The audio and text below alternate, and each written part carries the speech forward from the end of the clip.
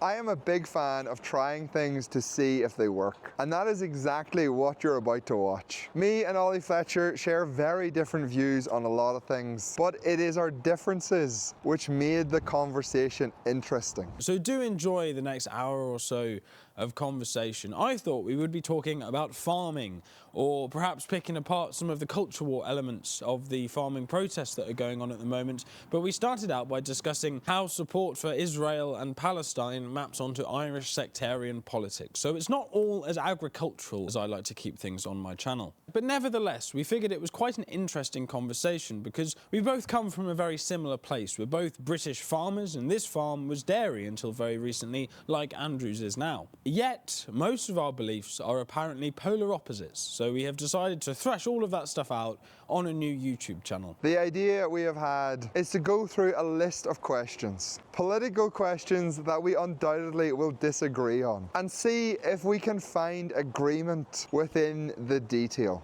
And I think it's going to be really, really interesting. What you're about to watch now is essentially me and Ollie giving it a go to see if this had potential. So you can treat what you're about to see as a sort of pilot episode. We cover a lot of ground, but I feel we have a lot deeper to dig. And if you agree and you conclude you want more of this, please do subscribe to the new channel. The plan is there will be new episodes every week. Hope you enjoy our conversation. If I'm editing a YouTube video, I get very grumpy if anyone disturbs me. Like, I go from being calm and relaxed to a rage that someone has entered the room instantly. I think it's like, I don't know. It is weird editing your own videos, you know. But that's not the same as listening to it back. I think it's just the sound of the voice for me. I can't stand it. Yeah, well, I don't know. Maybe it's the English accent. I don't know. It maybe grates on a lot of people in English accent. Do you think? Well, actually, I am Irish, believe it or not. What? I am, yeah. I live in England, obviously, but I have an Irish passport. Which How is fun. does... So, your both parents are Irish? One parent? No. Well, I say I'm Irish. I am Irish. I have a citizenship, but my dad's mother was Irish. Okay, right. Okay. Have you ever been to Ireland? Obviously, I've been to Ireland once. Wow, they really it's do an give the identity Irish thing, passport to anyone. Yeah, they do. Yeah, they do. But it's fun. I can claim to be an immigrant if anybody ever moans about them. Did you get that at birth, or did you get that around 2016-17? We got it around 2016-17, and I've used it about twice. But I have used it, so it has probably saved you at least 5 minutes in all them airport queues. Yeah, it's quite disappointing, really, though, because if you go like to Ireland, they just lump the UK in with the Europeans anyway. So yeah, I was really looking forward to skipping the queue and laughing at all the Brits. Yeah, this is a great example of why I think this will be a really interesting conversation. Because after Brexit, I got a new passport, even though I didn't need one, just to get a blue one. So... Why? It's entirely cosmetic.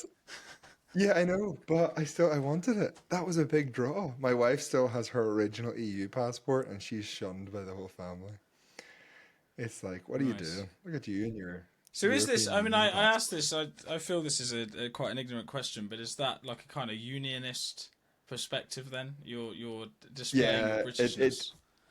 Yeah, everything in Northern Ireland can be made unionist and nationalist. It's just, it's like, if one side supports one thing, then the other side is like, we need to support the other thing.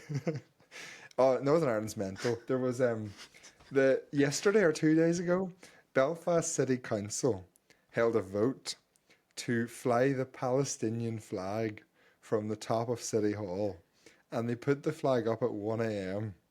And in the front of City Hall is currently where our Christmas markets are. And then yesterday there was like riots outside the Christmas market because the unionist community were like, why on earth are you flying a Palestinian flag from the top of our City Hall? Like, it's mental. Well, and so the Palestine conflict is a sectarian issue in Northern Ireland. Oh my goodness. Mental. You drive to some parts of Northern Ireland, there'll be Israeli flags everywhere, even though no one has a clue about the Israel-Palestine conflict. You drive to other parts of Northern Ireland, and there's Palestine flags everywhere. Which side is Oh, it's which? mental. I don't know. This It's this feels like I'm no. out of my So depth. I don't the know. nationalists are the Palestinians in this, okay? And we're generalizing, but Mm, we're not really generalizing because they feel like they are the oppressed people. Well, that's the historic background. And then the mm. unionist community, we are like the invaders, if you like. We settled there, which is Yes, like plantations. represents the Israelis, you know? Oh, I Yeah. see. It's No, I it's get that fascinating. now. Okay. Yeah, yeah, yeah. It's mental. It is mental. Like I made a TikTok and I mentioned Hamas in one of my TikToks. Instead of using the word hummus, I made the mistake and said Hamas on purpose. And the amount of comments I got from people who were like massively pro Hamas. And I was like, hold on, hold on, hold on, hold on. I thought you were pro Palestine. To say you're pro Hamas is an insane thing to say, but I was so surprised. I did not think that was going to be a controversial comment, and it Yeah, was. I don't know. I tend to try and stay on the topic of agriculture because I think it's my Nah, little I little. like to I like to I like to veer. I like to veer. Oh, I don't It's know. a It little feels bit of risky to rage me. bait. It feels risky, Oh, but it is maybe risky. you'll push me somewhere that I have thus far refused to go this evening, Well, which I'm sure. within 3 minutes of this podcast, we're talking about Hamas, the Palestinians, and Israel. So Well, in relative to Irish nationalism, um, yeah. yeah, yeah. The Northern Ireland politics is honestly fascinating, but someone told me a few days ago, right? And this is the first time I've thought of it like this, but it makes so much sense that our current political parties, because we're so divided down part like nationalist unionist lines, they need to keep us all divided for them to stay in office. Mm. So this thing of them voting for the Palestinian flag to fly, like what's the purpose of that? What does it actually achieve? Well, one side is like, well, good on them, that's good, I'm glad they done that. And then the other side is like, that's a disgrace. How can they get away with that? And by keeping us against each other, they then secure the only reason people vote for anyone in this country is to keep the other ones out. So then it secures their party and secures their power. It's an interesting take on it. Yeah, but that could be applied to the culture war in general. You could just say that's like the Yeah, concept of woke comes from that. I would argue, and yeah. a lot of the anti-immigrant stuff and just a lot of anti-farmer stuff. I would argue as well. Any sort of bashing of minorities, of which I would say farmers are one, comes from that kind of Stoke division. It was just divide and rule, right, on a basic level. It is. That's exactly what it is. Yeah, but I'd never applied that to my own country before. I'd thought about that in like America, but like I never actually thought of it so close to home. So yeah, it's kind of mental. Um. So, wait, what are we going to talk about tonight? Well, maybe we should start, as you suggested, on the budget slash a general economic overview of where the country is and Yes. where it's going, which we can tie to farming. I think we should probably at least try to do so. Um, I don't know. You can begin if you like, and I can respond to that. Okay. Well, let's What go. do you Let's think of the go. budget? Well, let's go pre-election, right? Because I think it's interesting to like lead up to this. And for me, whenever it was election night, previous to 2024, I had always been a conservative supporter, kind of like was rooting for them.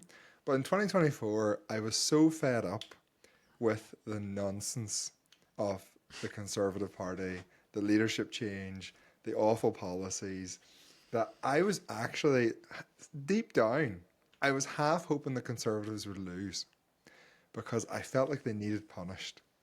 And I feel like that's what a lot of the country felt. And I think that's how Labour got such a big majority. They won the election not based on their competence or their policy or Keir Stammer's charisma. They won the election because people wanted to punish the Conservatives for taking them for granted. And I think that's an important part of learning why a year and a half later, Keir Starmer is probably the most hated man in the UK, and they're doing so badly in the polls. And every policy they bring forward just makes that situation worse. So that's my background to this. What were your thoughts in 2024? Well, as my critics across the internet like to remind me, I was a Labour Party member at the time, and I was a Labour Party member because the sort of agricultural policies that I believe in the sort of post-war settlement were given to us initially by the Labour Party, and my view was that if they know what they're talking about, they should still believe that, which I think at the time was not an unreasonable stance. And Yeah. I think that, I agree with your analysis of the election. I think a lot of people who did vote Labour sort of just wanted change, like the whole adults in the room kind of thing, which I don't think we've received. I think they're essentially continuing. Well, we'll get to that. I think they're continuing a very similar project. And it's not any more competent, and it's just a disaster, really. But of course, as part of that, they have levied, the inheritance tax and stuff, which I think is designed to completely redesign the countryside to upend worker ownership of farms, essentially, which is historically quite an unusual thing. It's only really existed since 1919 sort of period, and more so after the Second World War. So it's unusual, and they're trying to throw us off the land because farms are a very uneconomic use of capital. They're worth a lot of money, but they don't generate very much revenue. Get rid of the farmers, hand it over to corporations in a fire sale that's caused by this tax, and then they do stuff like biodiversity net gain, solar. They get economic growth through profit. And then you can just import cheap food from America, Australia, wherever else, which helps the consumer by dropping down cost of living. And then you also save the government the subsidy money that they were formerly paying us under the European model. So that's essentially what I think is happening, and that's bad in my view, and it's not very left-wing, and the Labour Party shouldn't be doing it, so I don't support them anymore, and I'm now politically homeless. Oh, excellent. Well, you can join Reform. I mean, they'll be Nah, they'll I'm be as not. bad. They'll be as bad. But again, it's about kicking the people who screw up. So it's a good way to kick the establishment. Who do you kick after Reform screw up, though?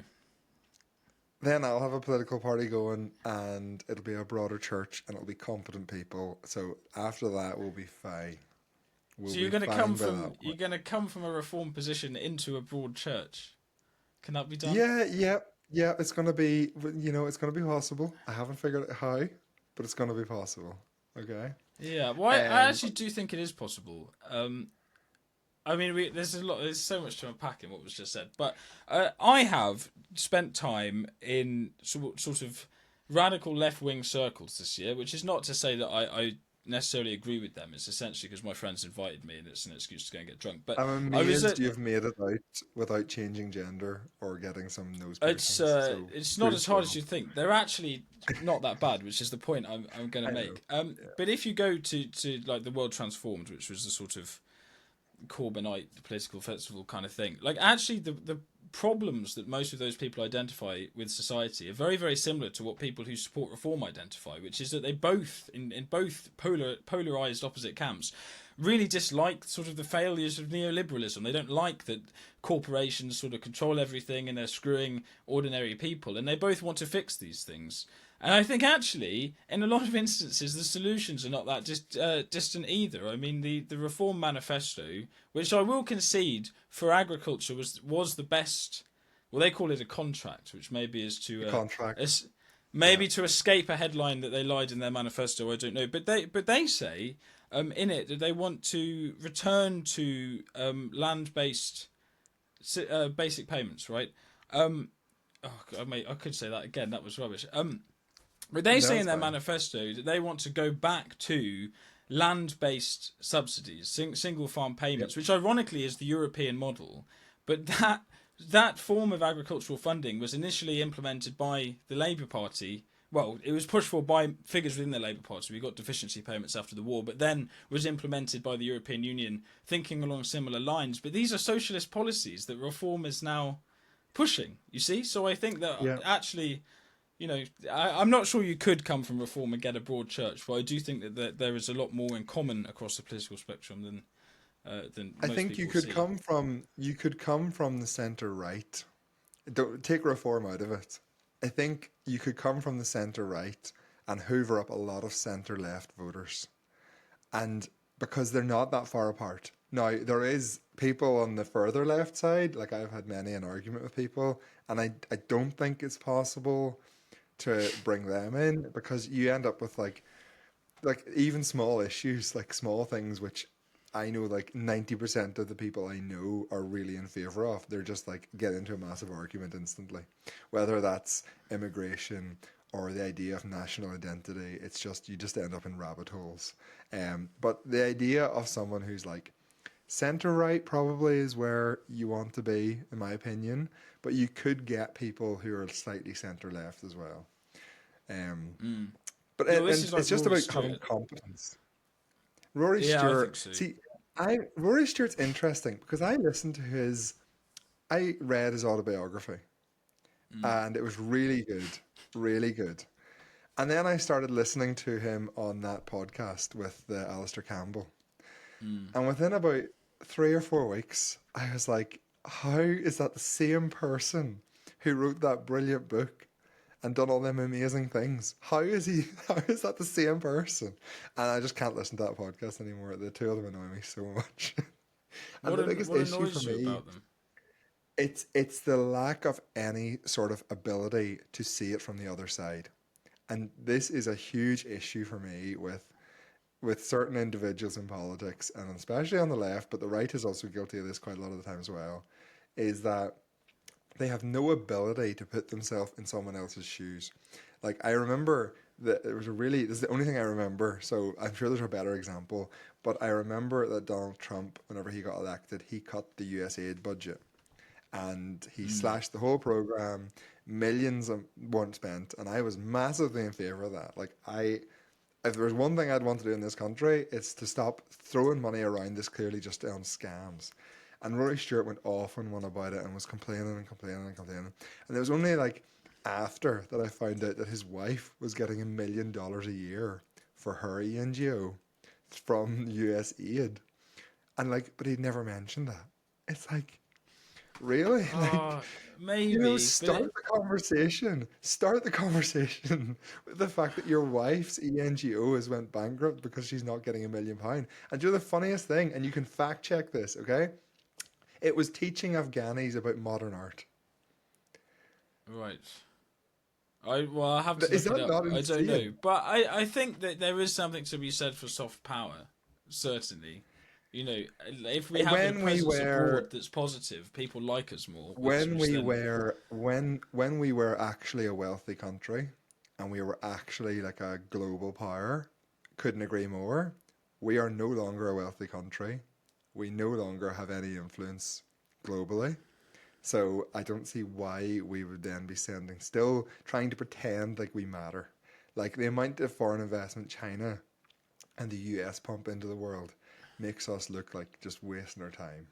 And the Labour Party has actually cut the foreign aid budget, ironically, like yeah. massively. This is But no just. I one mean, on the this is why left I seems said to they sort care. of they're continuing these sort of projects of the Conservatives, I would argue, and certainly Lurch right with Trump getting in. But But what? they are continuing the projects of the Conservatives. And that sort of half raises the question for me that if we change government, but not really that much actually changes, is there an argument that we now live in a bureaucracy or a technocracy or whatever you want to call it? And I'll add one more point before you can sort of consider this.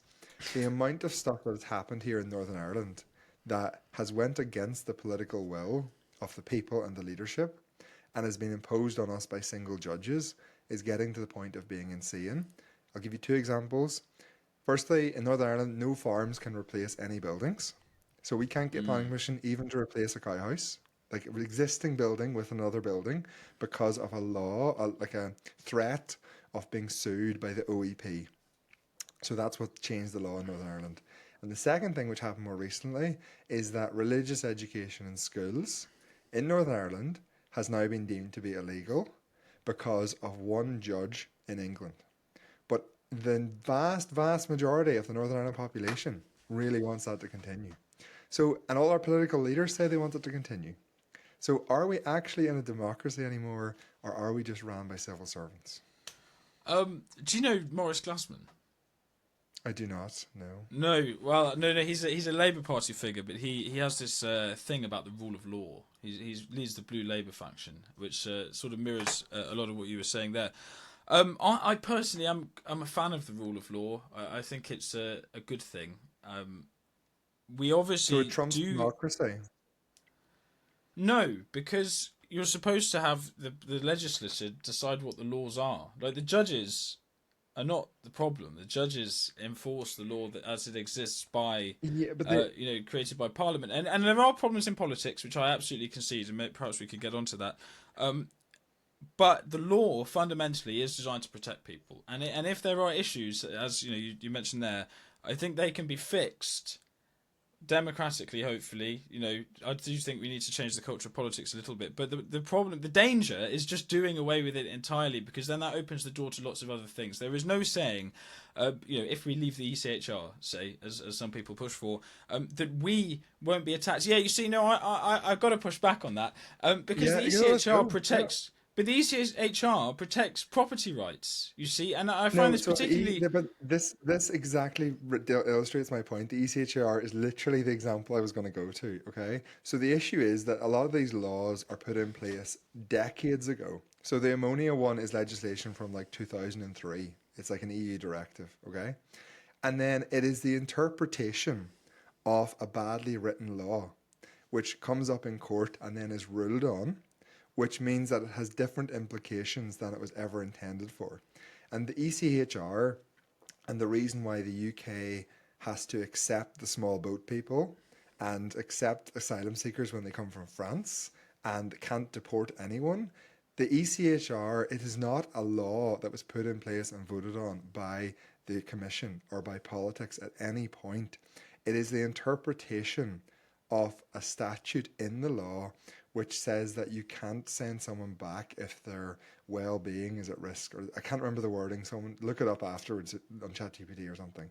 But it is the interpretation that people can't be sent back to actually safe countries because there is a risk. There is a minuscule risk, but it's still a risk that they might be at risk. So it is not the case that it's like, I am a fan of just if there's clear political will that that law was not meant to be what it's turned out to be, judges should not have the authority to overrule the will of politicians. And another really good example is here in Northern Ireland. There is a road going through my farm, which is called the A5 Western Transport Corridor. It has tried to be built now 3 times in the last 17 years. We have spent £150 million on absolutely nothing. We have nothing to show for £150 million. And all 3 times it has been stopped by a legal challenge. And the most recent time it's been stopped was because apparently building a road is not compatible with our climate targets. So effectively that ruling, if it stands, and it is being appealed by the Department of Finance, but if that stands in Northern Ireland, that ends basically any construction because of one judge. Yeah, but you're sort of saying that judges should be subordinate to the will of politicians. So that's, in a Yes. sense, political control of judges, would you say? Yes, but if you live in a democracy, then that should feed back to who people elect. And I get it, Well, there's yes, probably yes and problems no, both though, ways. because I would argue that you don't need political control of judges because you have political control of the law. But it's the interpretation of the law. So the ammonia thing, for example, why does the government not change the ammonia legislation? Because it's not it's a statute that's been there for 20 something years. And how often do governments ever change existing laws? It never happens. Oh, it Ever. does. Come on, Now they they're do. thinking You they're going have to have to change. consolidating acts and such. That's Right. the So thing they do. a good example is that the politicians in Northern Ireland are now probably going to have to try and change the Climate Change Act so that this road can proceed. But if what's going to happen is when they try to change the Climate Change Act, there's going to be a huge amount of infighting about it because now half the parties want to scrap it entirely. And more than likely, the entire Climate Change Act will try to be scrapped, but the other half won't want it scrapped. So no one will agree to amend it. So like it genuinely might be stuck there because in Northern Ireland you have to get cross community support to do anything, and no sides are going to agree. Like, it's mental. I agree with your Yeah, but then principle what's the that the rule of solution law. though? Just do Like away America with has the. America has a good solution with the Supreme Court, where if there is things like this which get to a point where you need a decision that makes sense, they do have the Supreme Court. But we don't have that. We can have one judge in the High Court making decisions. and like it's years. It's also years before you get a solution. So when I get elected in my new party, that'll be some of my commitments will be scrap the ECHR, definitely pulling out of that straight away, day one, and serious reform Yeah, but of the why? What does judiciary. it achieve? I don't think I quite finished my point on that, which is Oh, that sorry, like go for it. there is demand within some sections of the farming community to leave the ECHR, right? Which I think is essentially a culture war thing. In my experience, these are often the sort of people who did vote for Brexit, which not all farmers did. Misconception, naturally accounting for age and gender, farmers were less likely than the rest of the population to vote for Brexit. But these people sort of we've left the European Union, we've lost the subsidies, the government's attacking us with IHT, which is something they wouldn't be allowed to do within Europe, so we are not in a very good place at the moment, as I'm sure everybody will be aware. And then these people are sort of going, oh, but we need to, it's because it's the ECHR now. We were lied to over Brexit. They lied to us. Now we need to leave the ECHR. Well, who lied to you? Nigel Farage, who's now the person telling you to leave the ECHR, right? To me, it's a false problem, right? I mean, imagine, right? So they removed the ECHR. The ECHR, obviously provides some protections for refugees, but it also provides protections for citizens to own property, which is something that farmers own, right? So if the government is to bin off the ECHR, it could do nasty things to migrants, and I'm sure it would in some instances, but it could also do nasty things to farmers, and it has a lot more to gain from that, because if we can be dispossessed, they wouldn't have to wait for us to die and pay inheritance taxes and throw us off the land. They could just do it and hand it over to corporations. It's an immediate threat. Yeah, but so the government could do something like that. But if they did, that would be very politically unpopular, and people would have a vote to say, we don't agree with that. We want to change that and make sure that doesn't happen. That's called democracy. The ECHR and the rules around the migrants, for example, and the fact that we're taking tens of thousands, if not hundreds of thousands of asylum seekers every year, we're paying for processing them. They're never leaving because we can't deport them. Okay? That is something where the vast majority of those people in the country want to see changed. Evidence of that is now Conservative Party policy to leave the ECHR. It's also Reform Party policy to leave the ECHR, and they're the two biggest political parties. But we can change it. Are they? We can change Well, it. not in terms of polling, they're not. The Tories are The not the Conservatives second and biggest. Reform are the first and second. I literally looked at the poll numbers before we came on this. I will put an image that will prove one of us correct over the top of this. Continue. Who's the second then? Who's second? Well, I'm sure Tories are trailing. They've bombed. I mean, Greens are No, definitely they're back up. polling No, higher. they were in fifth. They were in 15. They're back up now to 19%, and Reform has came down from 31 to 27. That was another Okay. YouGov poll, which literally came out like today. All right, fair enough. We'll see who's right in the yeah. edit. I don't know. Fair enough. Um, Continue. But so my point is, we have no option to change the ECHR. So then the option has to be leave the ECHR, and it is totally insane to anyone with a brain in this country that people can arrive here illegally, okay, and we Yeah, but can't there kick are no them out. safe routes. But they come from France. France is not a dangerous country. It's mental. And another really interesting fact, which people never talk about, but they really should, if you are a legal migrant into this country, the amount of hoops you have to jump through to get to come here, the amount of money you have to back up your claim, when you get here, you can't claim benefits for 5 years. But if you show up on a boat and say you have no documentation, you get put up in a hotel at an average cost of $42,000 a year, and you have instant access to the benefit system. How is that fair to the people who go through the legal process? To be honest with you, I don't know enough about the technicality to debate you on the technicalities of it. I mean, I would argue. Fact check me What? in the edit, okay? But My that is true. concern is just that this fear, which I think that we do have a duty to look after people in general. I think multiculturalism is broadly a good thing, right? I think that we need migrant labour. I mean, I don't know what the situation is in Northern Ireland, but farmers where I live often rely to some extent on that. I mean, when we used to milk, we employed Poles and Romanians. But I think the sort of perceived injustice that you are talking about drives people to want to leave the ECHR, which I am convinced would be damaging to themselves, as I think Brexit was, right? But But they're prepared to put up with that almost. It's really strange. They go, I yeah. might suffer, but I'm prepared to suffer because I want those So other people to suffer as well. It doesn't have to be about suffering. We can all collectively be better off. yeah, so one of the best things about Brexit, and one of the key arguments that I was making at the time, was that it takes back responsibility for government policy to local people I elect, right? You heard the lines of the EU is not democratic and all that stuff. And I'll give you a tangible example. We had another review of the Nitrates Action Programme, or the Nutrient Action Programme here in Northern Ireland.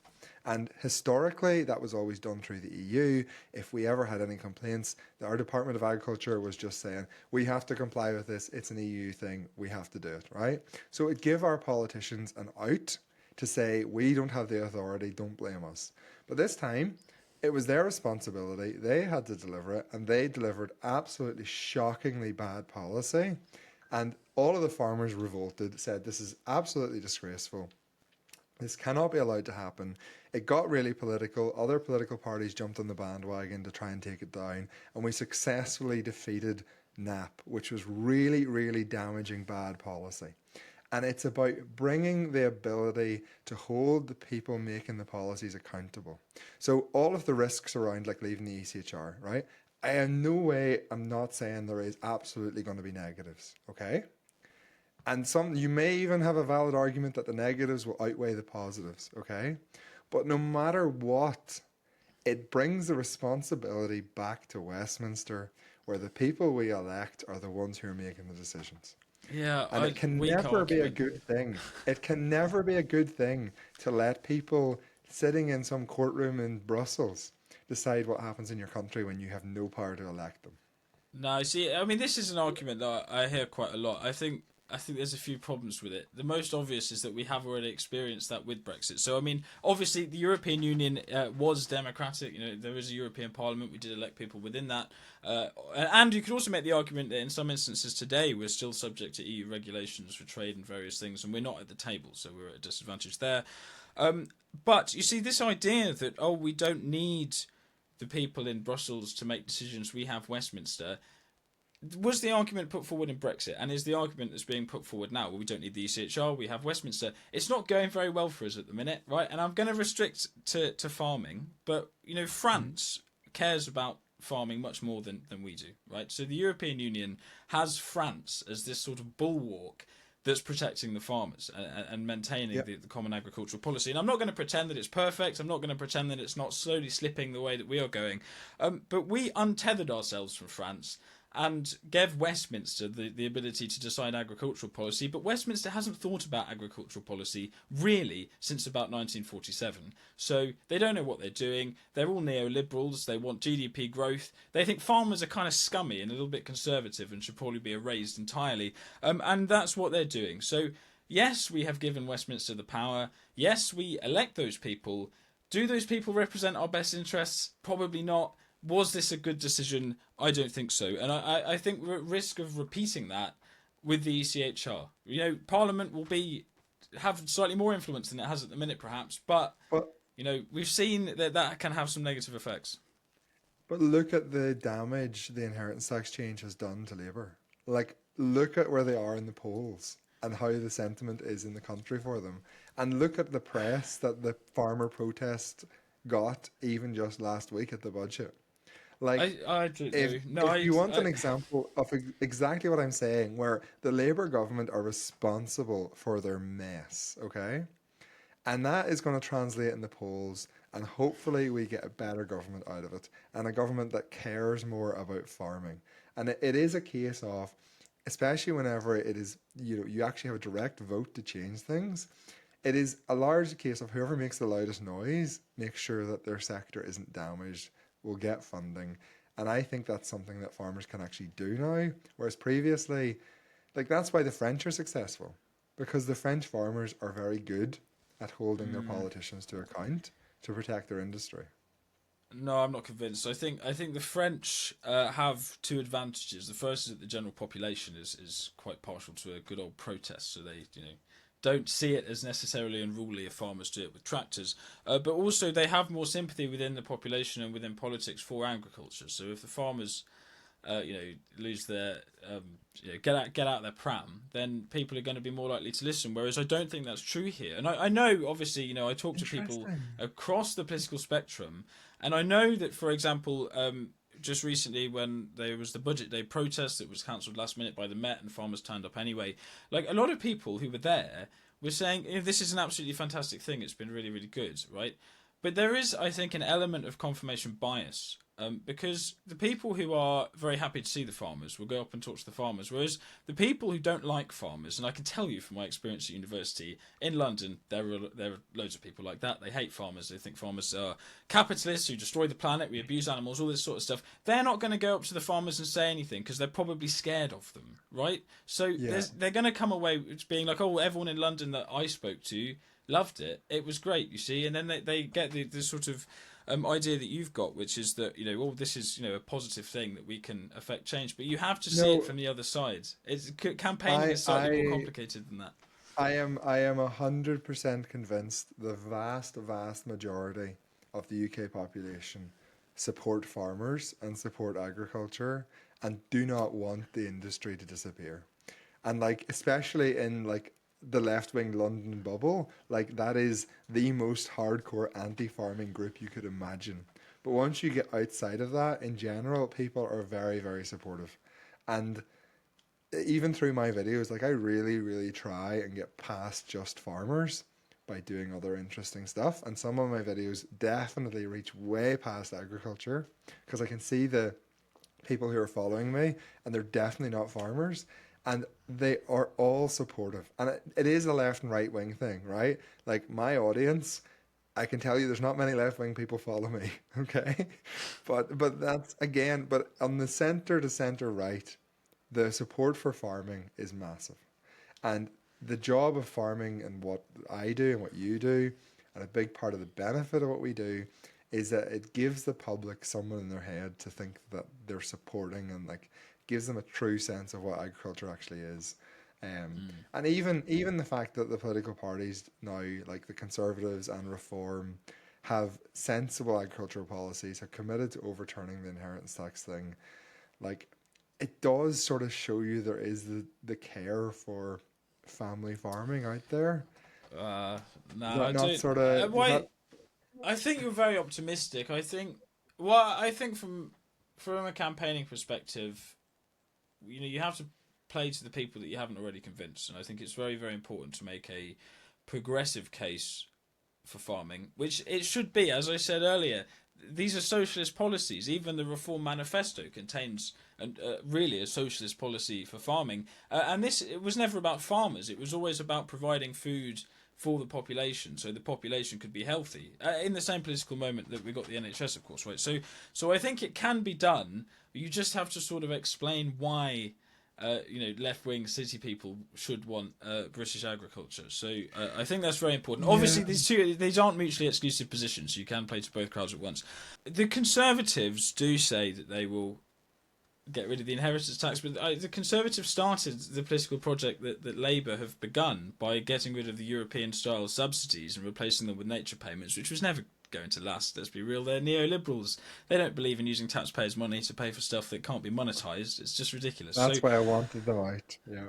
The Conservative Party made critical errors around 2019, 2020, 2021, where they also fell into the woke bubble. Right? They also started doing nonsense like the climate change bill.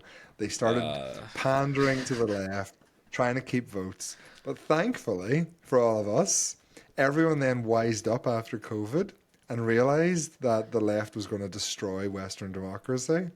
And now the Conservatives have taken a hard turn towards the right again. And to be fair to them, I am stunned how much Kemi Badenoch and Robert Jenrick have won my affection over. I was like, these people are absolute. I hope they never come back into politics as a party.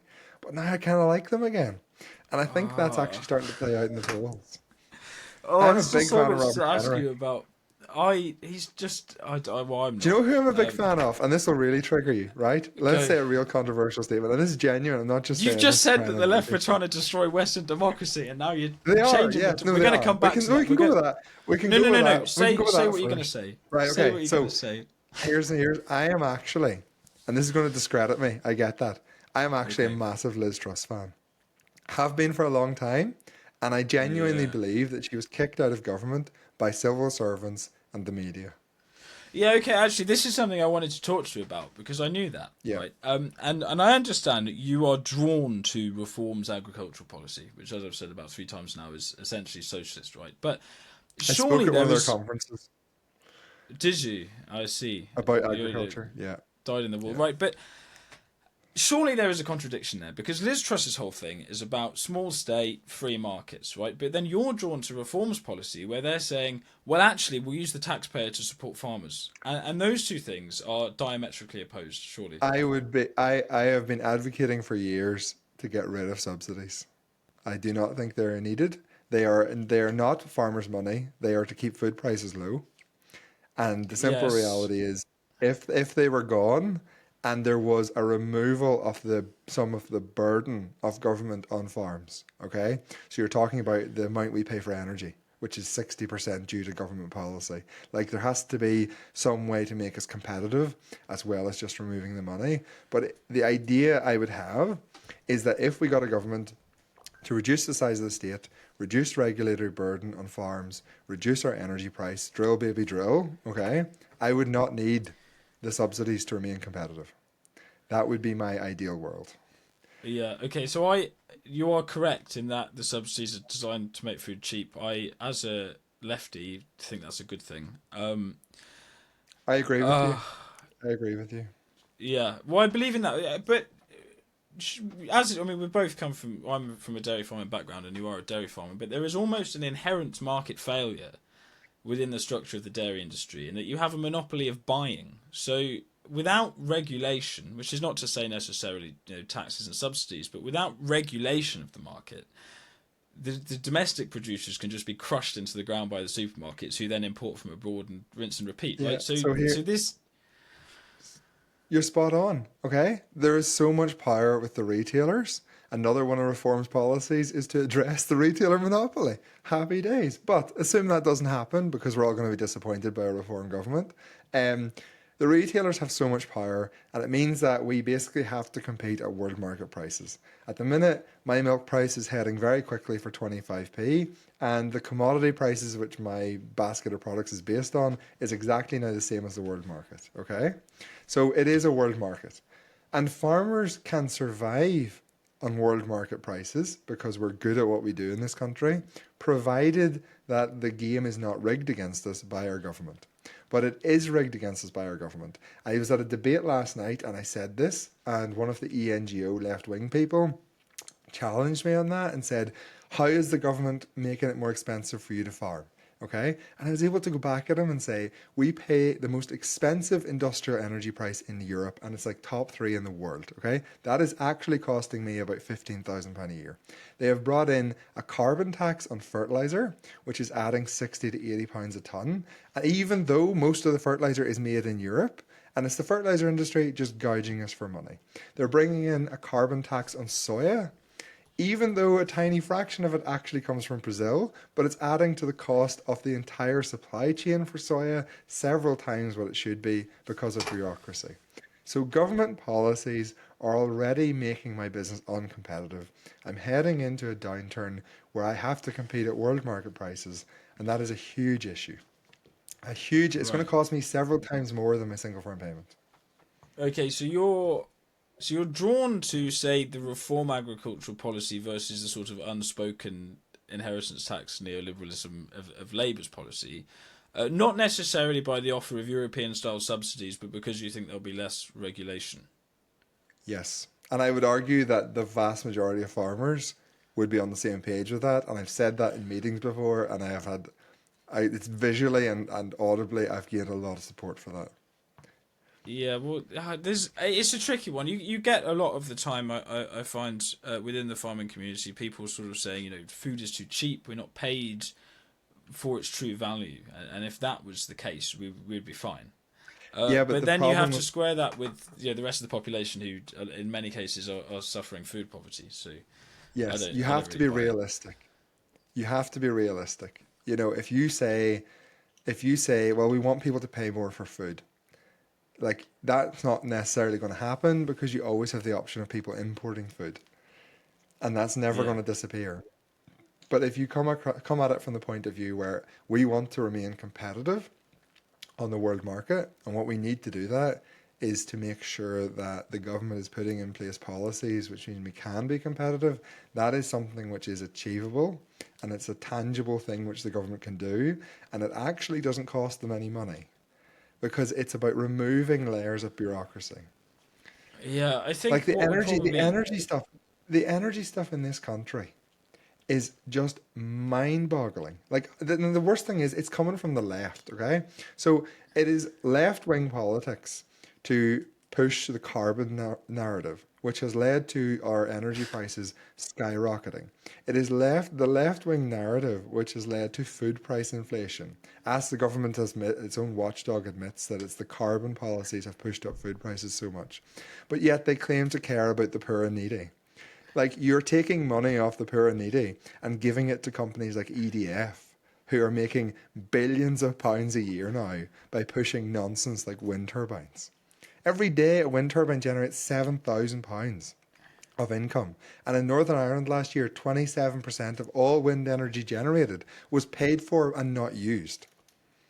An AD plant, which we have far too many of in Northern Ireland, okay, they are paid over 42 pence per kilowatt hour to generate electric when natural gas costs 7 pence a kilowatt hour and they have two-thirds the emissions of carbon as natural gas. yeah. Just going back to the regulation point, you see, so you sort of want Yes. deregulation of your business essentially, but then do you want regulation of like supermarkets or not? You just want the world market to be I would fair. love that. I would love that, but I can't ask for regulation if I want deregulation. So you can't have it both ways. Yeah, So you what see, I'm saying the reason is, I think that won't work, and the argument you're putting forward is one that has been put forward, historically and now by lots of different people. But I think it would require a reduction of food standards to essentially American food standards, which would it then would open no the no door no to imports. it, But the it problem is wouldn't that we require then you have the problem of scale. Then just our landscape is like literally smaller and parceled less efficiently than a lot of places in the New World, and then you just have the economic inefficiencies that come to that. but the UK is not competing against America, right? The UK dairy, for example, we're competing against Irish farmers. Like that's who's on our doorstep. That's who is filling most of the supply gap within the UK market. Yeah, So but that's not it's true of not all types of America. farming. That might be true of dairy, and it might be true of market gardens and such, but Yeah, but it's not true of commodity production. even arable, like there's a cost to transporting the stuff. Like it's It's not not very as high it's and though. like It's absurdly straw cheap for to. example. But straw, for example, is now in Northern Ireland is more expensive than the grain, and it's not something that can be transported as easy. Like even the arable sector, which is being decimated, okay, they would really gain from some deregulation. Like oilseed rape, why has the volume of oilseed rape grown in this country a third of what it was 8 years ago? Because of EU regulation banning neonicotinoids. If you look at the bee population surveys, they have not changed. It is still a crisis. And then if you ask, like, why is it still a crisis? Then they'll say, well, there's lots of factors. There's lots of things contributing to it. But whenever they got the ban on neonicotinoids, it was a simple thing of, it's killing the bees, it has to be stopped. Like, this is bureaucracy can have really perverse effects in so many ways. Like if an arable farmer can't grow oilseed rape anymore, he's losing a really valuable break crop to control other diseases. It hurts his yield in other ways. Like, yeah, Yeah, okay, I've right. no So easy solution, but it's the best I no, can well, do. we're going to get onto the left wing stuff now, I think, because that would be interesting. But Yeah, your solution seems to be to sort of set fire to everything, and that you don't think that well, reform is going to be any better. But you're just sort of like, yeah. we'll just kick them I'll give and you just keep going down the rabbit hole, which I I'll don't. give I you a want to really go the other way. clear I'll give you a really clear summary of my position, and then you can sort of challenge it and whatever. Okay, shoot. So, first part I'll say is, why do I think reform will be bad at government when they're elected? If you look at the first Trump administration, he actually achieved nothing. Okay, from 2016 to 2020, as much as I loved him, right? If you look at it in numbers, it wasn't actually that great. Okay, especially at the end of his term with COVID. But in 2024, when he had that first experience, he has actually achieved so much already, right? Like the numbers crossing the southern border have basically went to zero. America Yeah, is but now the top of the G7 for growth, 3.5%. okay. His tariff policy actually worked. It actually worked. He's getting Did billions it? of investment flowing into the US. But so first term bad, second term succeeded. Hence why I think reform, first time in politics, first time in power, I think it's going to be a bit of a disaster. Hopefully they come back. And the Trump policies now are about deregulation, cutting spending on nonsense, and investing in the country and attracting capital inflow. Okay? And the deregulation part is a huge part of that attractiveness.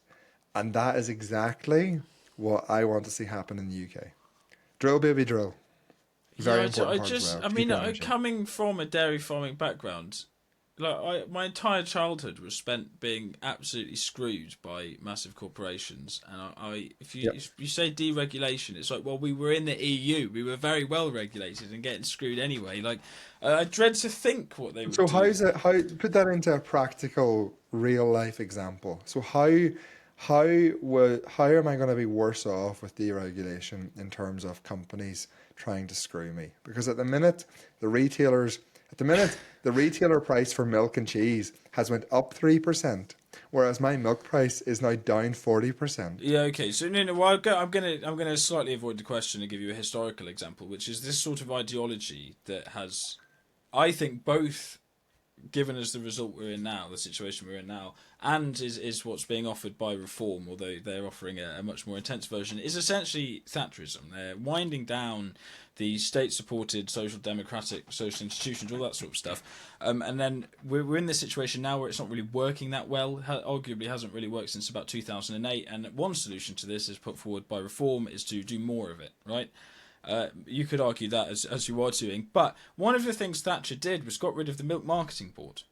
So after the Second World War, you had, well, increasingly a monopoly of buying by processors and retailers, but you also had a monopoly of selling, which is that the milk was sold through the Milk Marketing Board. So then you had two monopolies fighting with each other, and there was some balance, which still exists in wool too. Although I don't know much about the wool market, I need to look into it. I don't think they're that good at it. But this Thatcherite free market ideology got rid of this monopoly of selling, which isn't necessarily deregulation of the supermarkets or the processors, but it is deregulation of the industry and the market in such a way that has damaged our industry. I mean, my father was obviously alive at the time, and he said when they got rid of the marketing board, he thought that was the game up, you see. And he held on for a very long time afterwards, but it was a period of decline for our farm, really. The one country which still has that system is Canada. And their dairy products that their consumers have to pay for are extortionate compared to the rest of the world. Now, that's a great system for Canadian dairy farmers, okay? I would love to be in that system. It'd be great for me personally if that was a system in the UK, but it's not good for the overall UK. Hence why Canada is the only country left in the world that does that, and they are trying desperately to get out of it, and they're like rolling it back by like 1% every 5 years. So I agree, the Milk Marketing Board getting rid of that was bad for farmers, okay?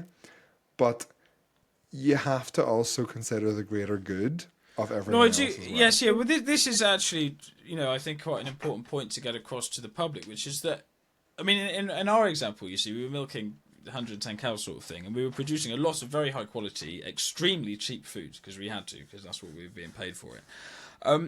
But we were very poor, so we were suffering, but we were doing this social good as we perceived it. We were, the spirit of the post-war cheap food policy, the sort of social mission of farming.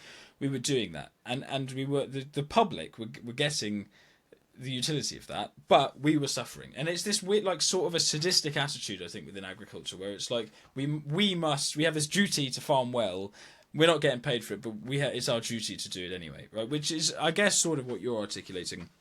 And you were saying you have to think of the rest of the population. You do. That is absolutely the starting point of my thinking. But I don't think that the positions are mutually exclusive. I think you could regulate the supermarkets in such a way that you could You put could a try. You price could. floor and You price cap or whatever, and then they have to operate you within that could try. margin. You could try, okay, but I can tell you with a very high degree of certainty it would not work because the dairy industry and beef and everything, it's a perfect example of a thing called perfect competition, where you have an Yeah. unlimited number of willing suppliers of a uniform product, okay? And to try and regulate your way out of that, I genuinely do not think that's possible. So my How? alternative You have to regulate it. request Sorry, continue. you don't have to regulate your way out of perfect competition. You just have to make sure that your farmers have a fair chance of being able to compete on a global market. That is what farmers are asking for as well, okay? I would be perfectly happy competing on a global market because I already am, okay? So I know the prices I'll get if I compete on a global market. But what I need in exchange for doing that is I need to be competitive. But I and other farmers in the UK cannot be competitive if we are governed by utter morons, okay? And a big part of being competitive is being not regulated to death, okay? And it's not about decreasing food standards, okay? Because that actually doesn't cost me a lot of money to do. Good herd management means I make more money. It's the stupid stuff like allowing the fertilizer industry to hike up prices to like twice what it is elsewhere in the world by like banning Russian imports of fertilizer. How is that a good policy? I would happily give me Russian fertilizer. I will sow all Russian fertilizer if it's a tiny bit cheaper, right? I just need to Uh, be competitive. no. I like a bit of morality, but I've lost my train of thought. That was silly. We can go into the Ukraine-Russian war next. No, That's no, no, fun, no. We fun don't need to. topic. We don't need to go into the Ukraine-Russian war. At least at the moment, I try and stay within farming so I don't get cancelled or whatever. I see that you're not worried about being cancelled, are you? Side note. No, it's not possible. Yeah, no, It's you want okay. to be on the verge of being cancelled. That is when you know you're No. successful. No, I don't. Yeah. But look, the sort of I'm changing the historical period we're talking about here, but in the 1930s, say, and arguably back to the 1870s, we were in that situation where we were operating on a world market after the repeal of the protectionist corn laws, and it wasn't really regulated in any way. So, in theory, in the 1930s, British producers could compete more or less on a level playing field with people in America or the Dominions, right? We didn't survive that. That was a really, really bad time. And I was in Essex giving a talk last week, and they say that a lot of the farmers in Essex are Scottish because all of the farms in Essex were abandoned, and the people in Scotland had rocky lands, and then they thought, well, we could just go to Essex and be poor on land that's not rocky. So they all did that. They all went down and settled in Essex, right? So land was literally abandoned because of the situation that you are saying you would survive in. I mean, I would argue they got an upgrade. I mean, if they went the other way Well, they around did, and yeah. they had to move off their productive land in southern England to a hill farm in Scotland, I'd be like, them poor people. But if they managed to escape a hill farm in Scotland for the sunny uplands of Devon, Well, I okay, think but they've won. the point was more that the farmers were derelicts and that the former tenants or owners had gone bankrupt and abandoned them Yeah, like because of the deregulated free market system they were having to operate under. I very much am a advocate for small government. Like that is my position on almost everything. So I understand that whenever I'm having a discussion with someone who believes in regulation and government, we're never going to agree on it. I get No, that. that's But okay. my core argument is that like you have to be realistic and you have to go I'd lean heavier on what you know will actually deliver a result, okay? So if I took a position where I see the solution to UK agriculture struggles as being trying to I don't even know how you would do it, but trying to like regulate the retailers so they pay me more money, I get a fair price, okay? That's very, I'm hoping that can work. I'm hoping the supermarkets will agree to it and I'll end up with more money. And how will that work with imports? How are you going to make sure that they don't just undercut? Like, I don't see clearly how that impacts my business tomorrow.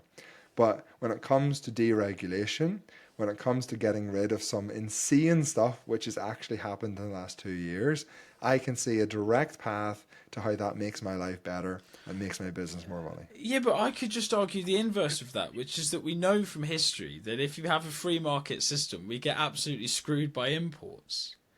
And But we've been in a refrigeration free is market system. would before the Second World War, yes.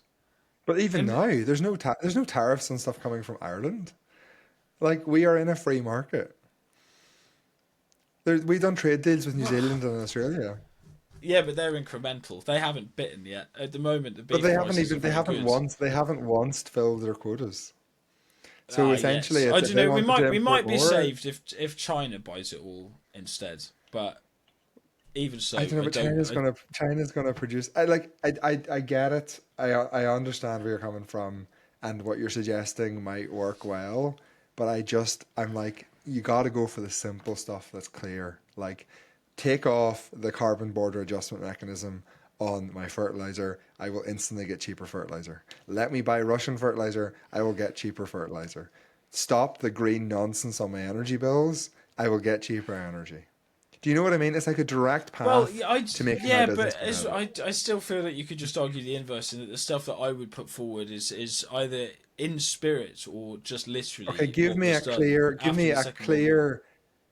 clear policy which could make a difference that is tangible, and I couldn't pick a hole in it. There's no one else involved. It's Well, like, that's if you just get you know that that's an absurd question because this stuff is no, but so incredibly I'll give complicated you and it's my impossible to square example. the circle. My example would be to get rid of all of the green subsidies on our electric bills and to start reducing our electric prices by doing that.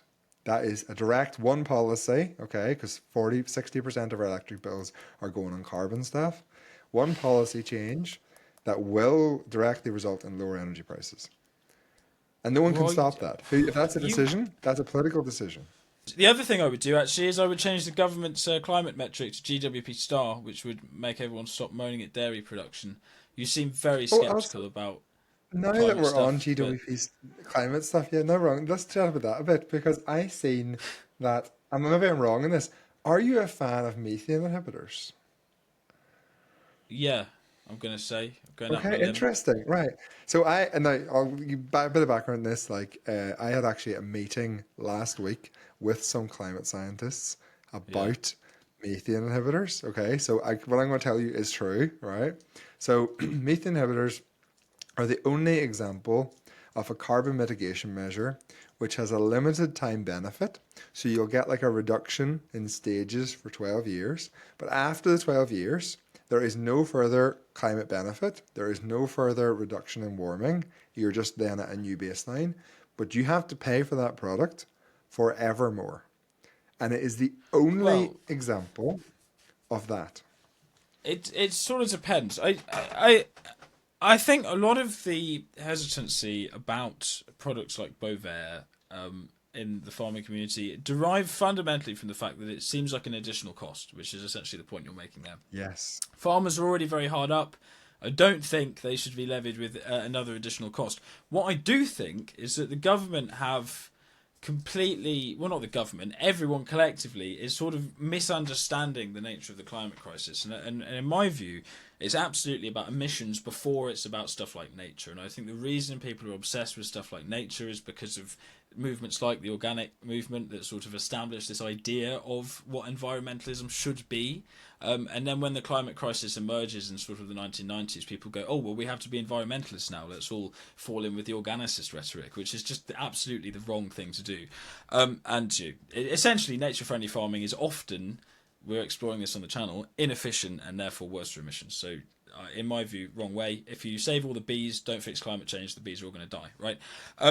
Bovaer and there are other products available, of course, offers a short to medium term solution, right? So at the moment, if you use GWP star analysis, which is a sometimes controversial, but absolutely scientifically backed and peer reviewed, all that sort of stuff, way of looking at climate science that accounts for the decay of methane in the atmosphere. UK agriculture is pretty much having no additional warming effect every year because of the declining head of cattle in this country. So if the government were just to say, okay, we're going to use GWP star now, farmers get let off the hook, which I think would be a good thing, because then you've got to moan at the people who are actually driving climate change, and we can all have our milk and not feel bad about it, which obviously has nutritional benefits and such. I think that instead of paying us for nature stuff, which I don't think the government are going to do long term anyway, they should be paying us to use products like Bovaer. Like, if they're going to subsidise anything, that's what I think they should do, because what that can do from like an entire country scale looking down is buy time for other industries to make the changes they need to do. Now, of course, there's loads of problems with that. It's very probable that they'll sort of go, well, the farmers are, they're doing their bit, we just won't bother, and then it will just delay the problem rather than solve it. But I think that, we all collectively have to do our part. I would argue that UK agriculture is already doing its part, but we could do more part and be paid for it. And I think that would be a fair policy. And that's sort of my position on methane inhibitors. So if the position was that the government had committed and put in law somewhere that farmers would never have to pay for it out of their own pocket, and the government will fund it, then you very well could be in support of Bovaer. And maybe you're right that we could use it to reduce the emissions, pay for it for 20 years, and then we'll have some other technology, which means we can stop paying for it, allow emissions to go back up, and they'll be offset somewhere else. But the government is not going to pay for it. They're not willing to pay for it. Consumers are not going to pay for it, and they're not willing to pay for it. Which means that the current position, which I would argue you need to take a position on, is that farmers will have to pay for it. So if the government position was, we will pay for it forever, so farmers don't need to worry, it's in law here, it's pretty obvious, then fine, you could support it. But until that's the case, you kind of have to default to the position that you don't support methane inhibitors. Yeah, well, I think there's a bit of nuance here. I agree with everything you just said, but that doesn't mean that it's right. The government obviously are not even looking at it. They won't accept GWP star because it involves an equation, which is more complicated than GWP 100, which is the metric they use to bash farming. But they won't. No, they won't. They won't accept GWP star because it disadvantages other industries, and other industries have way more money in the game. So that's why they won't accept GWP star. Yeah, Professor Miles Allen, I saw a talk by him, and he said it's just essentially because they don't understand it. If anyone from DEFRA is listening, you should look up his stuff. Do you believe in climate change? So my position is that I believe the warming part. So Okay. the models, the temperature increase, the logical thing of if you dig CO2 up from the ground, it has an impact in the air. That's Right. ironically in the circles I talk to, that's a controversial statement. Okay, You woke. I'll be ridiculed. I'm woke now. Yeah, I'm a left winger. So that's science, right? Everything after Yes. that, the way you use the word crisis, right? That's not scientific. That's an opinion, right? So the idea that we can't just adapt to a changing climate, I fundamentally disagree with. So a really good example, if you go back 21 years to Al Gore's film, you look at all his predictions, none of them have come true. If you go back 5 years and look at Greta Whoa. Thunberg's predictions, I don't none of them know. have come true. There is no islands underwater, despite the fact my geography teacher told me there would be. Okay? The Mauritius are Yeah, still but there. Al Dutch haven't Gore had to build said their that the Gulf seawalls. Stream would get weaker, and it has. It's not fallen apart yet, but it is. It's. I mean, the last thing I saw was like 10% weaker, and that You was a few gotta look years at ago. facts. Climate-related deaths have collapsed and are continuing to drop. More people in the world, several times more people in the world, die from cold than from heat. Okay, Yeah, so but it's climate change. It's putting not in like. place, by putting in place policies which are trying to address carbon emissions, okay, in Europe, in the Western world, okay, that's driving up energy prices. You're directly linking that to people not being able to afford to heat their homes, which is having a much greater effect on people's actual living standards and length of life than if it gets zero point 0.6 degrees warmer in 30 years. I mean, the UK, the predictions for the UK from the left-wing woke climate scientists is that we will get warmer and drier summers, and we will get wetter and cooler and milder winters. How is that bad? I was like, what am I missing? Like, Yeah, but if the we use the UK is Gulf one of the few Stream, if you places. look at where the UK Well, is no, but on the that's globe, not we're science. like That's not across science. from the uninhabitable bit of Canada. That No, is the not Gulf Stream science. is becoming weaker. This is just that is true. You can't That yes, dispute but that. there is no direct relation to the climate thing. The Gulf Stream changes in its strength like across time. That has happened for decades. It could well be related to climate, but that is not a true that you can't just say that as a statement. You know, you're linking one to the other. Yeah, but it Climate change exists is not a within the crisis. climate. That It's fundamentally literally the climate Gulf change, Stream is about temperature. It's about heat in the yes, ocean, but it which is has it inevitably affected. fluctuates out. It Yeah, fluctuates okay, but outside anyway, temperature. I'm more interested about your repeated statements that left wing woke climate science all sort of jumbled up in one sentence together. What can you Yes. explain the origin of the left wing woke climate science and what it means So in practice? I will give you an even more controversial out there statement, right? Okay. Western civilization, including the EU, is Mm, literally destroying themselves. And the okay. really nice term is like suicidal empathy, okay? And that's exactly what it is. We are making our own living standards worse by driving up energy prices, trying to cut carbon while the rest of the world emits whatever they want, right? We are Yeah. allowing an unlimited number of people into our countries, which is destroying what I would call our culture or our national identity because we feel like we need to care for the world, but it's having a detrimental impact on our own people. Suicidal empathy. Okay?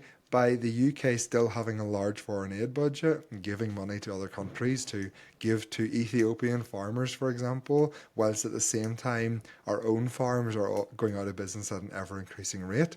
Suicidal empathy. So I It's am not very mutually much in. exclusive though. You could do both. No, we don't have enough money.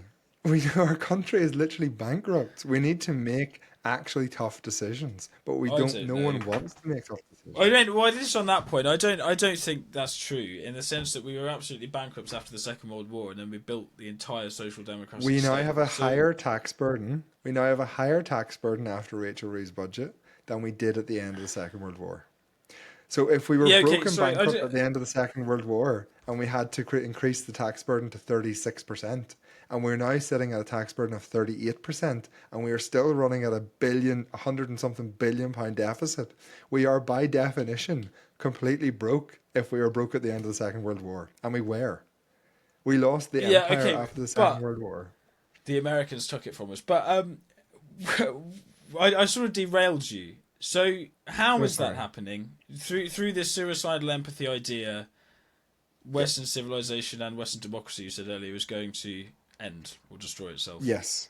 Yes. Okay, And do you want to talk us it through is that? so a really good example is America because Yeah. America has kind of been through this ahead of us.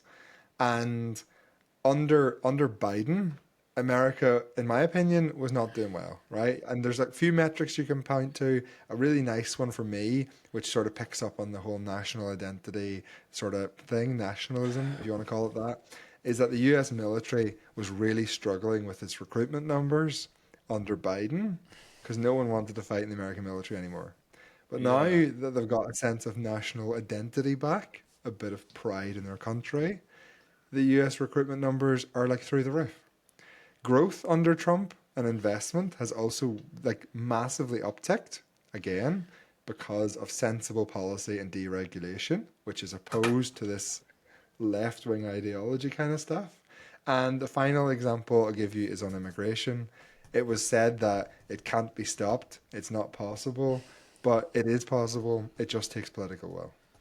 Okay, so you seem to hold national identity as sort of the counterbalance to Very, this suicidal yeah. empathy. So the and then Yes, the I opposites. one of the most depressing things for me is that I don't feel proud of my country anymore. And that is definitely influenced by the whole unionist Northern Ireland thing. Yes, no, Okay, I was I going to get ask that. that. I was going to ask that. Yeah, Yeah. interesting. Okay, see, I would argue, and very much believe in a sort of. Well, I stole this idea from this guy called George Stapleton, who was sort of like an agricultural philosopher. No one knows, but it's. I would argue that he sort of influences what the Labour Party do after the Second World War, and therefore it can be characterised as left wing. But he believes in sort of the land based subsidies that we get in Europe eventually. So strong state support for farming, but that's to preserve culture. And it's about preserving communities and sort of the rural way of life. So it's small c conservative, right, as I am, but it's within a tolerance of respect and mutual understanding. So the idea, in the context he's writing, is that you preserve farmers and their way of life, and you have city people, and then they interact on a amicable level as equals, and then they both learn from their mutual shared cultures, and then they are enriched. And I think this can be applied to all different identities that are found. So that's sort of my position.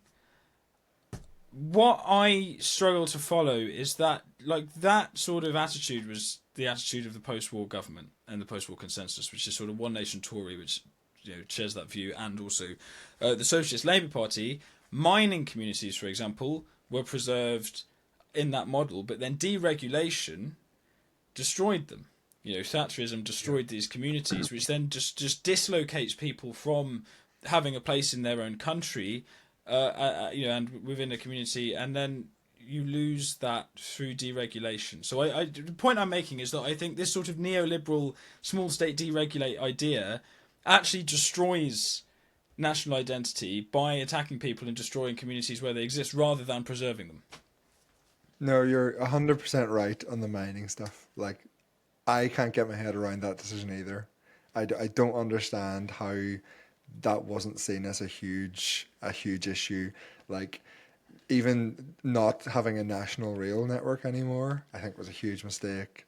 Like, when you have the ability to look back in time and back at history, I think anyone would now admit that all of them things were massive errors and didn't work. But again, if I imagine myself in the 70s having this conversation with you, I can imagine I'd be arguing to deregulate the mining Well, you industry are, though, because I would argue that at the minute, the two things we have left, we've lost social housing, mines, public utilities, railways, all these things. We still have farming and the NHS, which are two sides of the same coin, because farming is supposed to facilitate health, all this sort of stuff. But you're now pushing for the deregulation of that. Farming is already competing on world market prices. So we are not like the mining industry in the 70s, which was basically propped up by government. We are not the rail networks, which were privatized just to get money I think we are. We are propped up by government. We've been supported through the EU, and then the inheritance tax is. But the money from subsidies, is tiny. Like, it's like what, 4% of my turnover last year. Like, farms are already operating. To phrase it another way, farming has been preserved in the state that it's in at the moment, preserved intentionally by government. Initially British socialism, and then when we joined Europe through the European policy. Not necessarily just through subsidies, but stuff like inheritance tax reliefs. But it's like a subsidy in kind. Okay, but you can take the subsidy thing and say you want that to remain. That's fine. It doesn't take away from the argument that deregulation will be good. It's not that but you just aren't the conceded mining that it was industry. bad in all of the other instances in which it's happened. Yeah, but it's not the same because we're already competing on a world market. But the mining but only industry because of deregulation of stuff like the Milk Yes. Marketing Board, which has put us in a worse Yes, position but than we were in before. That might well be true. But what I'm arguing is that we are already operating where we are. So imagine it that I have a coal mine that I've survived until the 2000s, right? I've made it through somehow. The deregulation in the 70s by Thatcher was absolutely bad for me, okay? I'm not defending that. But if I then have to start paying carbon tax on every ton of coal that I get out of the mine, I'm out of business, right? So I can agree with you that deregulation of the Milk Marketing Board was bad on one hand, but I can still make the argument that I want deregulation for other things which are going to cost me money now. Does that make sense? Well, it does, but I think that obviously at the moment, the situation we're in now sees a lot of farmers very concerned that they're going to lose the land, and which isn't even just staying in business. It's they're going to be dispossessed by their own bankruptcy in essence.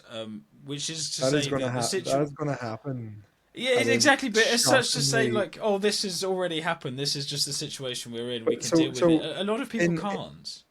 but so the current milk price crash, in my opinion, will probably be the worst in living memory.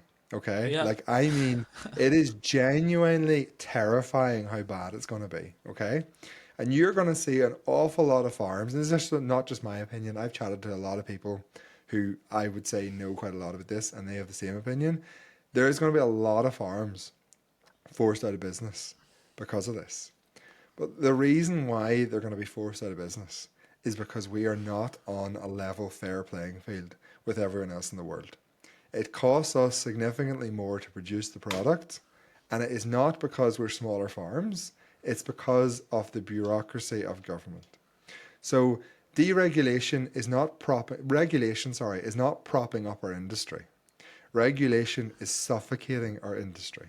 Yeah, I don't know. I don't. We've Do you see discussed the this do you see the before. I don't difference? like. I don't buy it because of the situation we were in the 1930s. I think it's very ambitious But of but you, no, but and we were maybe you will propped be up. proved right. But the difference is you're thinking of industries where they've been propped up by government. So they've received subsidies from government, and then government has deregulated them and introduced the free market to make them more efficient, okay? And the deregulation has removed government support. But whenever I say the same word, deregulation, it's about removing cost burdens placed on businesses. And the regulatory burden on the entire Western Europe, okay, is destroying industry across the board. Whether it's our manufacturing industry, whether it's the tech sector, you name it, we are destroying ourselves with regulation. Another really good example, you have to ask yourself, why is it that Europe has no AI companies? Like, we've missed the boat on the biggest revolution since the internet. And the reason, which I've heard from people who run the AI companies on podcasts, is because of regulation. Yeah, but they want us to deregulate because they're big companies, and then it allows them to hoover up more stuff But on that's how a you fairly get basic level. growth. That's how you Yes, generate but money this is for the your point I people. was making a minute ago, which is that like, I care about national identity, right? But Yeah. then that destroys national identity because it destroys jobs. I mean, go to any town centre. Rugby is the town I went to school in, not the posh school. And they have like a sort of little mall in the middle of it, and it is completely Yeah. empty. Not exaggerating. They Yeah. put a cinema in there now because there's no shops. It's desolate. But the reason for that But is why? because they have deregulated, and Amazon are able to just outcompete No. everyone. Not But necessarily why? because they're No. more But that's efficient. not. But that's not what shop owners will tell you is the issue. The issue with our town centres is the rate bills, which have I don't remember the number, but it's insane the percentage they've increased in the last like 10 years. And it's because it's one of the few tools that local governments have to raise funds. So they just take it to the nth degree and it's emptying out the town centres. Like it's not that there's too little regulation and there's Amazon. Okay, that's not what's killing the high street. That was maybe a thing which was said in the early 2000s. But Yeah, what has okay, killed but the high street? there's more than one way to look at that though. In that, if you did tax Amazon, you could let the other people paying tax off a little bit. It's the whole tax the rich thing, which I'm sure you would Yeah, disagree no, with, but yeah. you Yeah, could I just do no that like instead. but then I don't know the numbers, but I imagine if you looked at it, Amazon pays a pretty insane amount of tax. Yeah, but Like, not like as a percentage. I mean, they definitely pay yeah, less but you than don't. Yeah, I don't know. SMEs. I don't know. Maybe you're right. Maybe we can both be right. Okay. Maybe there is a problem that it's not fair with Amazon, but there is also a huge problem with bureaucracy and especially rates on small businesses, which is making it not viable. Like we can both be correct here. You can want, Yes, yes, you can yes, do yeah, some yeah. smart regulation in some areas, but the essential part of it has to be the deregulation piece. talk to them. Would 'Cause they right? just think Let's. you're I know what we naive. should do to finish this. Right. I know we should try Well, and I've set not out asked a you about why manifest. you think climate change is No. left wing yet, but continue. Sorry. Oh, well, because it's about government regulation and infringing on people's rights to make up their own minds. Like so many examples, the idea that we're going to ban diesel cars in 2030, the idea that people in towns aren't allowed to light fires anymore because of air pollution, like like the idea that the government can tell So it's me just a I'm not allowed to libertarian stack. argument. I It's don't it's know. a it's a government. It is libertarian, yeah, yeah. I'm sort I of think mixing up my it's. left, right wing libertarian sort of thing, I but don't know. I disagree. I across the think no, it's world. a libertarian argument you're making. I mean, it's not you're attacking a nanny state. I think that it's a right wing concept essentially, because I think it comes from stuff like the Soil Association, which is or the organic movement rather, I should say, which is essentially a neo feudalist movement. And I think if you were to be edgy in like an academic essay, you could say that that is essentially the effect it's having, which is that these ideas that were essentially designed to put poor people down to benefit the rich are doing that, in that these people are now having to suffer higher energy prices and all the stuff you've been talking about, but the beneficiaries of that are the energy companies. So these ideas that were conceived in the 1920s and 30s in order to make the rich richer are doing that today, but that is a right-wing idea. And I think, Yeah, although a lot of people on the left identify with it, that is sort of the but who's you know, but the who's putting the policies in place to let that happen across the world? It is left wing governments. Like well, the whole climate thing may have been hijacked by what you've just described. Like I believe it has. I believe it's been hijacked, and they've convinced the people who should be opposed to the very thing that's happening, which is wealth transfer from the poorest to the rich companies. I honestly believe that the companies have managed to convince the entire left wing piece of the puzzle here, which would be totally against everything they're trying to do, which is tax the poor essentially to pay us more money. They've convinced them and hoodwinked them all with this idea of the climate crisis. yeah, Because but is that that's bad? what's shown. Is that good or Yes. bad? What do you mean? That's Well, obviously but bad. then Why do you you want to want. take money from poor But people? I feel that in a lot of this, we sort of agree on the The core kind of underlying. material, yeah, like Well, the material yeah. we sort of agree on. But then, like to that, then your solution would surely be deregulation, which would just make it worse. So I think regulation is how you control the Well, markets, which is why they that's what I was wanted going to. Brexit and why they want to leave the ECHR, all this sort of stuff, to do it more. So, like, would it be a good idea to scrap all of the carbon stuff in our energy bills and start actually taking oil out of the North Sea again? There's still tons of it there to reduce energy prices. Is that a good idea or a bad idea? Well, it's complicated, isn't it? I mean, Is it? it depends what the trade-off is. I mean, like an So the example of this is downside would coking be, coal, right? So I don't think they should yeah, have closed the mine for coking coal to make steel, because we'll just import steel that uses coal, right? And there's just no difference. And the only thing that is hurt there is our balance of payments and our jobs okay, and our so communities, right? So our that sort of thing, I absolutely think we should do. So another really interesting fact for you, right? If you look at a graph of the amount of gas we take out of the North Sea and compare it to the amount of gas we import, the two literally go like this, right? Right. So who who on earth is actually arguing that we shouldn't take gas out of the North Sea? It makes no sense at all. So like it Yeah, should but be a it's really just obvious it's position. Yeah, but it's It just should be really Thatcherism, right? You have domestic industry, just it is destroy not it, the sell it people off, it is import not it, right? That's what they did to the mines. It's what they did to the gas, and it's again, what you're sort of pushing for. no, but I agree that was a mistake, right? I'm not defending anything Margaret Thatcher done, right? There's plenty of mistakes in history. I am saying, as of today, I cannot get my head around why left wing ideology dictates that taking that natural gas out of the North Sea is bad, or why fracking is Yeah, bad. but I don't see that it is left wing. I mean, Boris Johnson described himself, when asked if he was a dry or a wet when he was at university, as a green conservative, and his father, Stanley Johnson, is very much Yes, tied up in all this like Malthusian green. Like it's a right wing idea that hence does why he was never. They're continue. not right wing. They're fraud. They're frauds. Hence why I wanted them out of power. Hence why I was so angry at them that I was willing to say Labour might be a better option. But it's Ed Miliband, the big muppet, that's running around closing down the North Sea oil fields and gas fields, and taxing us all to oblivion through energy bills. It is the left. Like if you really listen to the flipping nutter that's the Green Party leader, he would get rid of all fossil fuels tomorrow. And the man from the Lib Dems, whatever it's called, he hasn't got a notion, but I can guarantee you he's not going to start fracking. Right. So you seem fixated on what to me are essentially social issues that I think don't really fit with your libertarian economics, or even your libertarian social beliefs. I don't know. I think community. I don't is know something either. I don't know what is- that means. well, like it's a point I made is we really need to wrap up because we're just going in circles now. But Yeah, we do. communities, need to be protected on some level. That doesn't really square with just letting either the free market or libertarianism roll. So We'll save that. We'll save that just- for our next conversation. Okay, no, I look forward to it. Wonderful. You did. There was something you wanted to finish on. Do you want to do that, or should we just wrap I have up? no idea what it was. I cannot remember. Oh, We've yeah, I covered regret- you so said much it. ground. You said it with such gusto as well. I regret not going I down can't that even path. remember. But no, we've covered so much ground that I don't even know what we discussed. So No, that's probably a splendid. Yeah, good well, sign.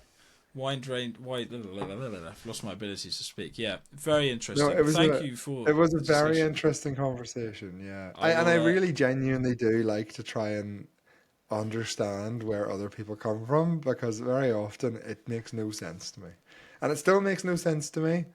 But Doesn't it? Why? no, does my position make sense to you? I don't think it does. I think your position is. I feel like you're an incoherent. idea. Yeah, mine probably is, and I think your position is a slightly idealistic. I think you lack the reality of. Well, I would argue that the things I'm pushing for have already happened.